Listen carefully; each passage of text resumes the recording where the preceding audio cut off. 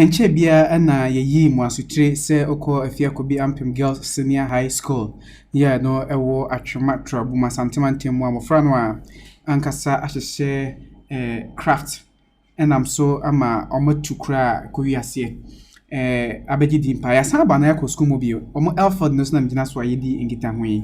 na de tienie we crafter omo hye omo kire mo de ma navy for se be ometim dia patrol yensi no so na craft na omaye no so ho neton na ewo so no oma hyeda no ma design from scratch ano manka saye amani tu a chese kire say omo ye sadi they know what they are doing na aka ho bi ama deputy finance minister lawyer John Ampontie kuma ono akro no emrase bedwani edima adehie no ewo ejuso abaton pesu aso abanan ne ni akọ a ni okwa aten ni oba aten di ogina ho ni aten trodo ndi no so okọ na odeni ku etwa wisi an hwetian santem ko hu ni ekoso o school ho no na emmo bi owo bia no waboa enti lawyer eko school ho no mo ni achechefo na ko dinkita ho edneni ku etwa wisi akohunu ni ekoso ewo ho no mo a exhibition room ho no ye helicopter no my sen honum na renzo mo friend stable elupricase no a efa dom bebre no just my we dey fight jet just the omodi kuni bi no so at fighting jet o my yuma bebre and exhibition room honum a emu ba ko pani hu se o my ya etu no enti obehia de suafo no engineering club a ewo Afia Kobi Girls Senior High School honum a ono ma be dinkita ho abeye adoye e dia mo kwa me ye ni boate na akoto e de akire bi e de bebre we teacher Kofi Media so Facebook YouTube with media chi or like page and subscribe na bibia enko yie na ohia school for na akwe energy sem wabo adesuafo na baso abo achechefo ho na baso passe o ma transie ne maye no manwene sanyeme na school no ni omo yi we omo Elford ho me ho ana omo she plane wi am kusuo etuo enti runway no plane nam so no ana maye nje so ma sheda boka aye runway gina chi scale room nya sam ketwa enti bra lawyer John Ampontie kuma be na so me test flight na omutu plane no hu sampa omutu enti eno ana checheni engineer odien mu lead engineer Ferdinand Sam edi plane be si ho no ma chese eni enyo omohwe ema plane ti na odin ona plane to Afia keke so odin ona plane to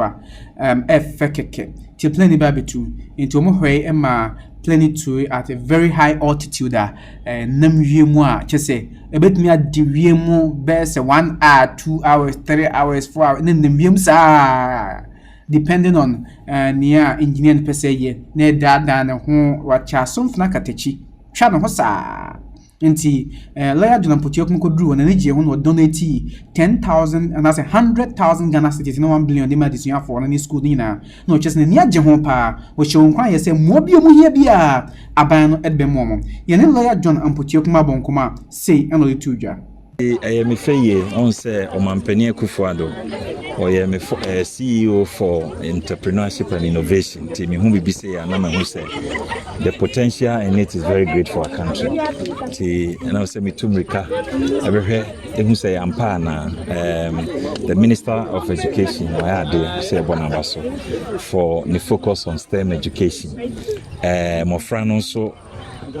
omaya de ye headmasters ni teachers ne team no a omo time of run achi nyina won ma hu se oman si ayere ho a ye betumi asesa ne ma pi me hu se teacher na oda omano na o guide omo no one navy no aye adwumada enti wo wonim die nso how these things work at the highest level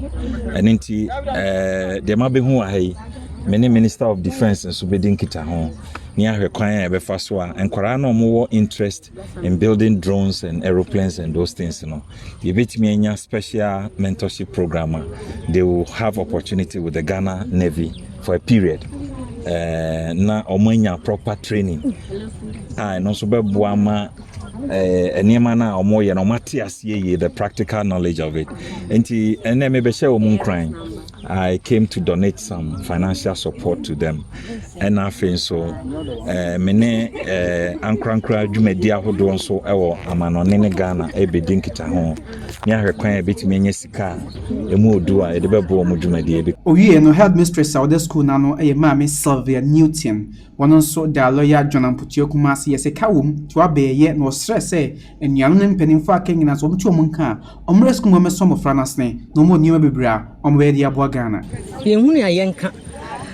Honorable John Kuma nye obi a owo ye mpehia so enso so ote se ye bibisa no aye na kuma mu da ma se wetu anamon abaha ene ade nani aba abehwe enya agudie ene ye di wa hase ye na ko ba bia ye club no exhibition room ama na ono ade nani akwa akohu ne oho na eniji ahye na kuma mu wabo ya baso bebre a ode enije abreye ene students ene teachers a ye twahia wa hase nyina ye ni age abroso ne nim se enso ha adofo ene amanfo bebre ne Honorable John Kuma ye wo be ye nhwesode e de amawom no mo so aba beso yasen ama ye pagya engineering club no na hands on practical work and kola no wo so wo munya no wo mu anya no mo de akobo wo mo bra na aboa Ghana man nyina